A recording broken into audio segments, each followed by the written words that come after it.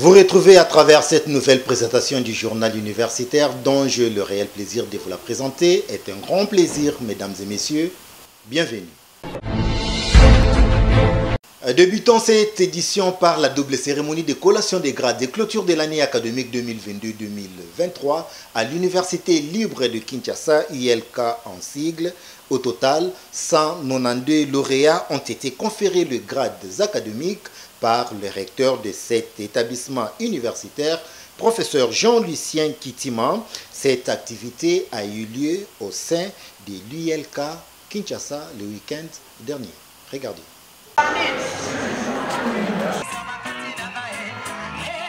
C'est en présence du président du conseil d'administration, du comité de gestion, corps professoral, scientifique, membres des familles et d'autres invités que s'est déroulée cette double cérémonie de collation des grades et clôture de l'année académique 2022-2023 à l'Université libre de Kinshasa, ILK en sigle. 3 moments forts ont caractérisé cette double cérémonie, les mots de circonstance et la leçon académique du recteur qui a remercié les parents d'avoir inscrit leurs enfants à l'ILK, la lecture du rapport académique du secrétaire général académique dressant le bilan qu'il a jugé positif, suivi de la proclamation de résultats par les différents doyens de diverses facultés que compte l'ILK. Pour joindre l'utile à l'agréable, 192 lauréats ont été conférés les grades académiques par les recteurs de l'ILK, le professeur Jean-Lucien Kitima. Nous, recteur magnifique de l'Université libre de Kinshasa, conférons les grades de licenciés en droit aux candidats précités. Dès lors, vous jouirez de tout le droit lié à ces grades.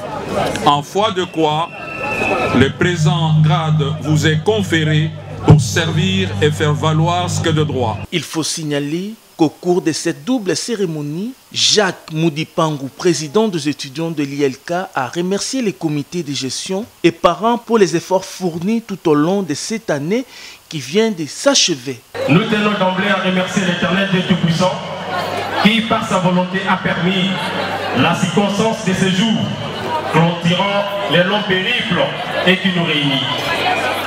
Nous exprimons notre profonde gratitude à l'ensemble d'autorités dont le support, l'accompagnement, l'encadrement ainsi que l'assistance nous ont été d'une grande importance dans l'achèvement de nos études.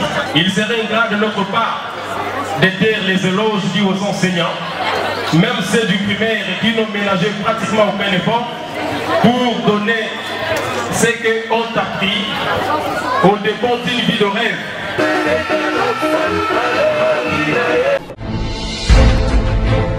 Incidence de la performance financière sur l'investissement privé dans les entreprises du portefeuille en République démocratique du Congo, cas de la Régie des eaux de 2016 à 2020. C'est le sujet du mémoire présenté et défendu par Colé Nonon Corneille de la faculté des sciences économiques et de gestion de l'Université pédagogique nationale en vue de l'obtention du diplôme d'études approfondies. Nisha Kalunga et Jires Landou pour ces reportages.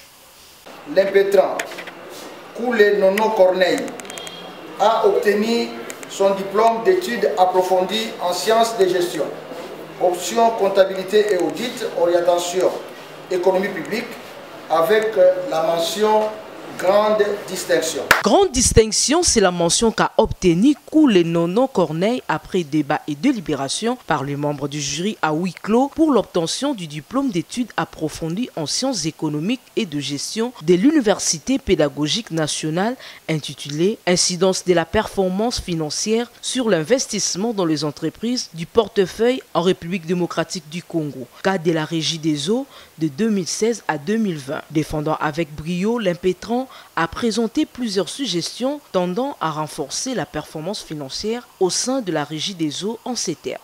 Eu égard à ces résultats, nous avons formulé les suggestions suivantes. Au gouvernement, il doit sérieusement ouvrir le capital de ces entreprises pour encourager la participation privée et favoriser l'émergence de la classe moyenne. Il doit revoir et surveiller rigoureusement les processus et toute la démarche liée à la création des entreprises et les participations privées dans les entreprises du portefeuille. il doit renforcer et garantir le partenariat public-privé. Et enfin, il doit doter la Régie des eaux des moyens lui permettant de réaliser sa politique. Satisfait de la qualité et de la réussite de son travail de recherche, le récipiendaire le résume. Après cette longue période de recherche, nous avons abouti au constat tel que la réforme que le gouvernement avait bien voulu orienter vers le secteur privé et qui a porté à la transformation des entreprises publiques en sociétés commerciales, dont la Régie des eaux, a entamé sa première phase, qui est celle de la transformation juridique, mais jusque-là, elle ne produit pas encore ses effets.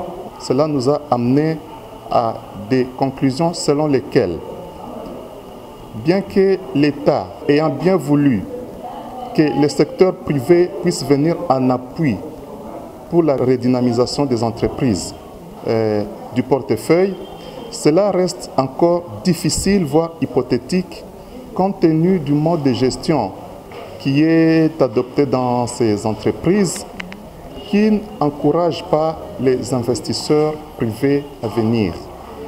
Et cela se fait constater par certains aspects liés, par exemple, à la rentabilité financière de cette entreprise qui affiche déficitaire depuis toute la période sous études.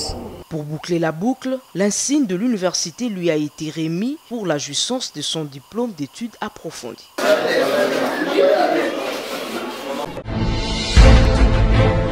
Parlons à présent de la conférence débat organisée entre l'ambassade de l'Italie en République démocratique du Congo et l'Institut supérieur d'architecture et d'urbanisme, placé sous les thèmes architecture, authenticité et durabilité. Cette activité a eu lieu au sein de l'USAID Kinshasa.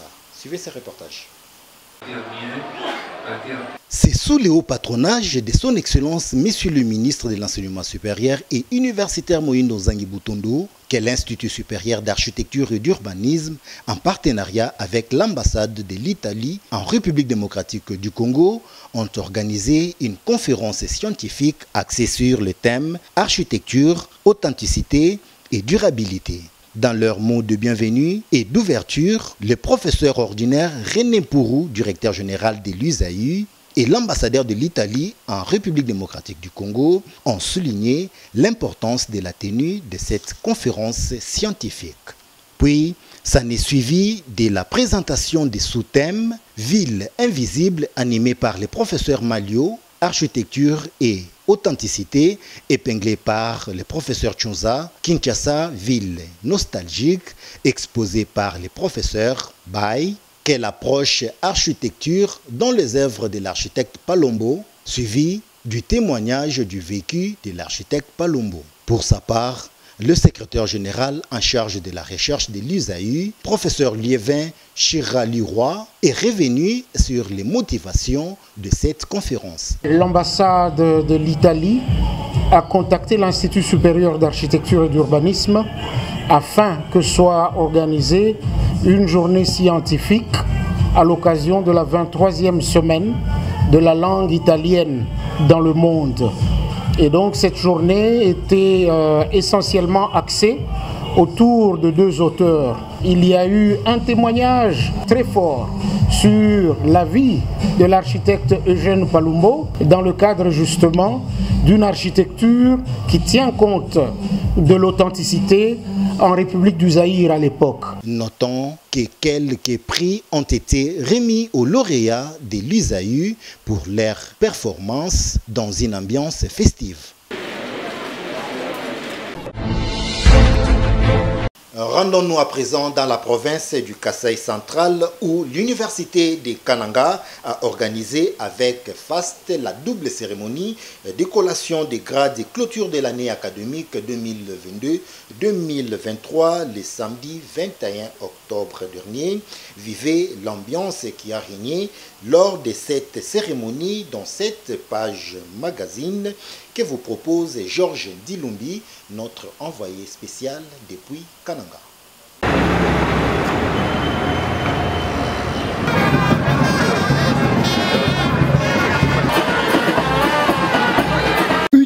ambiance toute particulière a marqué la double cérémonie de collation des grades et clôture de l'année académique 2022-2023 à l'université de Kananga, chapeautée par le professeur Emery Chisanda Ntabala Mweni, en présence du ministre provincial de l'Intérieur, Sécurité et Affaires coutumières, représentant le gouverneur de la province du Kasaï central, le secrétaire général académique de l'UNICAN, le professeur Emmanuel Chilembi, a au cours de cette cérémonie qui marque le couronnement des efforts élançables conjugués par le formateur, parents et étudiants, présenté à l'assistance son rapport académique qui a démontré noir sur blanc le respect à la lettre du calendrier académique à l'UNICAN. Après cette allocution, le professeur Emery Chisanda Ntabala Mweni, recteur de l'université de Kananga, n'a pas tardé de faire son discours politique général en commençant par rendre le vibrant hommage au président de la République, chef de l'État et grand chancelier des universités et instituts supérieurs en RDC, au ministre de l'enseignement supérieur et universitaire Moïndo Nzangi Boutondo et aux autorités provinciales et urbaines. Très ému de l'atterrissage en douceur de l'année académique 2022-2023 dans son établissement, le professeur Emery Chisanda a ensuite mis en exergue les efforts conjugués par son comité de gestion tout au long de l'année, malgré le péripéties, sans oublier de diriger les rayons des lumières pour l'avenir de son établissement et des lauréats.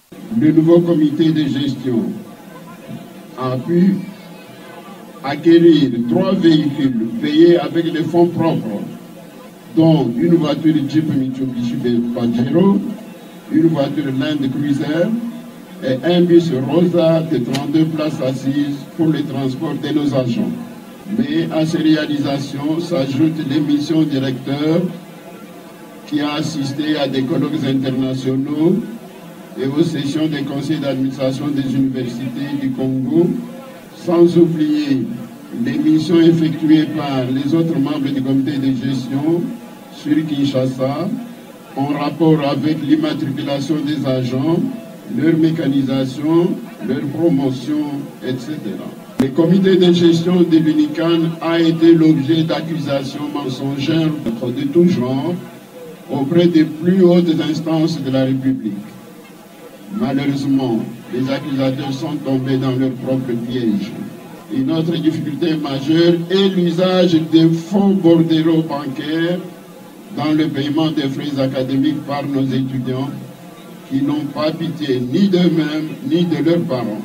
Ils sont tous tombés dans leur propre piège. Pour l'avenir, l'UNICAN se veut une université d'avenir et de référence positive. Elle tient à la coopération interuniversitaire tant au Congo qu'en Afrique et dans le monde. L'amélioration continue des conditions de travail pour toutes les catégories de services est notre cheval de bataille. La lutte contre les antivaleurs poursuivra son bonhomme de chemin, n'en déplaise aux médiocres et aux détracteurs.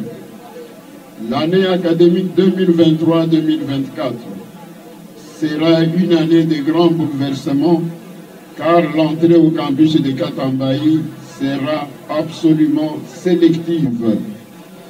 L'UNICAN est appelée à être une université d'accueil des étudiants étrangers, africains et autres.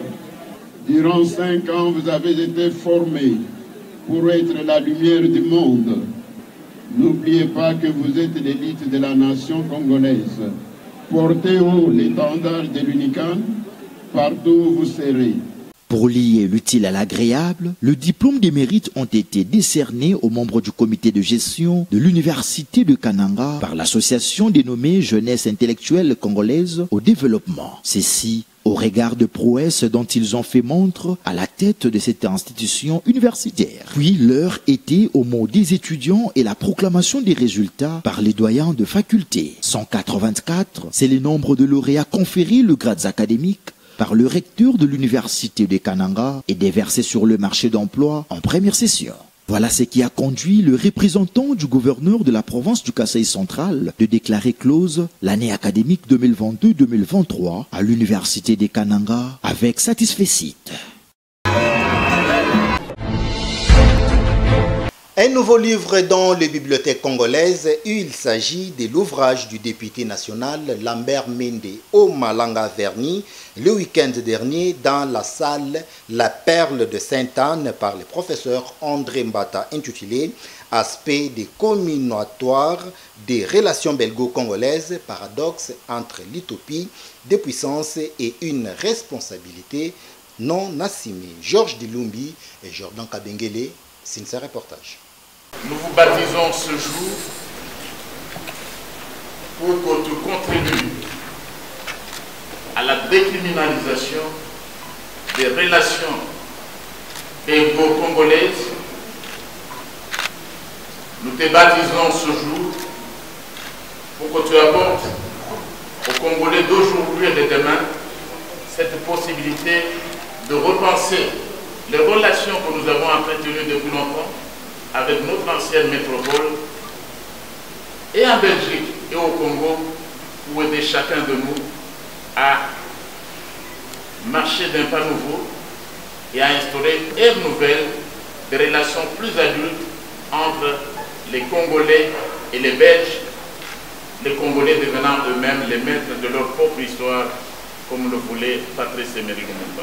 Vernu par le premier vice-président de l'Assemblée nationale, le professeur André Mbata, ce livre de plus de 200 pages rédigé par le député national et doctorant Lambert Mende Omalanga aux éditions de l'Institut de recherche en géopolitique et d'études stratégiques de Kinshasa, URGES en sigle, intitulé « Aspect combinatoire des relations belgo-congolaises » que l'auteur lui-même a qualifié d'un paradoxe entre l'utopie de puissance et une fragilité non assumée. L'entame de cette cérémonie a été marquée bien avant par le résumé du livre par l'auteur et suivi du mot de circonstance du directeur général de l'URGES qui a devant plusieurs autorités politico-administratives souligné que la recherche scientifique et l'innovation technologique restent la clé du développement d'un État, tout en invitant l'assistance à consommer les 10 livres qui, selon lui, dénotent les menaces des sanctions pénales, pressions internationales au détriment des nationalistes soucieux du développement de la RDC. Pour l'auteur, ce livre a tiré son origine des sanctions lui infligées injustement par la Belgique et les Occidentaux et il a à cette occasion attiré l'attention de tous compatriotes congolais à combattre toute forme d'ingérence occidentale en ces termes. J'ai commencé l'écriture de ce livre au moment où je subissais l'épreuve dont j'ai parlé dans la présentation du livre que m'avaient imposé nos amis belges et européens avec ces sanctions ciblées que je trouvais tout à fait illégitimes et illégales en droit international. Je défends la thèse de la récupération par les Congolais de leur autonomie, de leur souveraineté pour pouvoir parachever cette émancipation pour laquelle Patrice Lumumba s'est sacrifié. Nous, les intellectuels qui donnons aux sociétés auxquelles nous appartenons les grilles de lecture des relations que nous devons entreprendre avec les autres.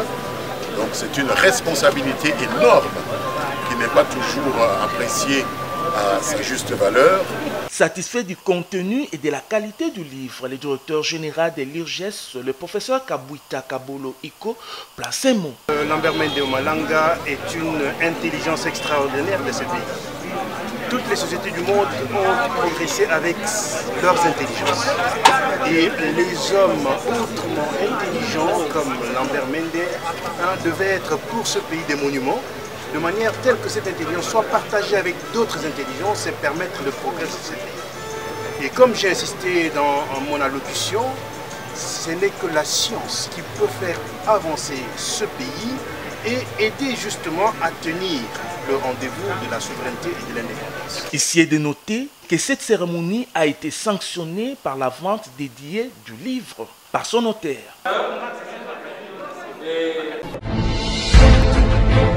Et de l'autre côté, l'Institut supérieur pédagogique technique de Kinshasa a organisé une série de défenses des travaux de fin de cycle mémoire et projet pour la première session de l'année académique 2022-2023, une activité qui s'est tenue du vendredi 20 au samedi 21 octobre 2023. Valongolou et Blaise Boucha était là pour les comptes du journal universitaire.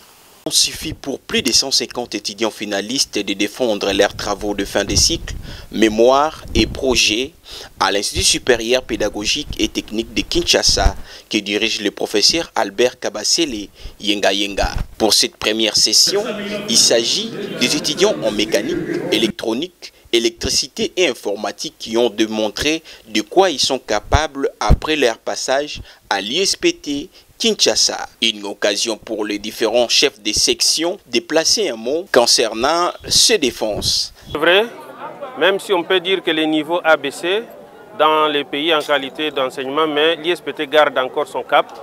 Vous venez de voir que nos étudiants sortent du lot. Ils continuent à marquer leur temps. Au-delà de la voiture électrique, aujourd'hui nous avons les systèmes intelligents de drainage et de dragage des eaux. Nous voyons que nos rivières sont polluées avec des matières plastiques et autres. Dernièrement d'ailleurs, il y a un tronc d'arbre qui est allé jusqu'à Inga pour boucher la centrale, ce qui a causé des pannes terribles à Kinshasa.